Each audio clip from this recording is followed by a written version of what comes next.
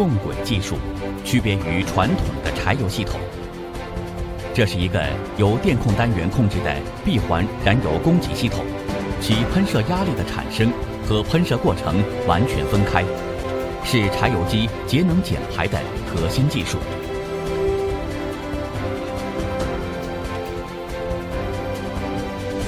在中国，可装配共轨系统的柴油机保有量约为1000万台，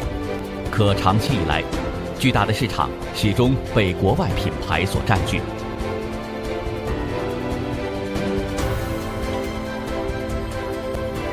保护生态环境，打破行业垄断，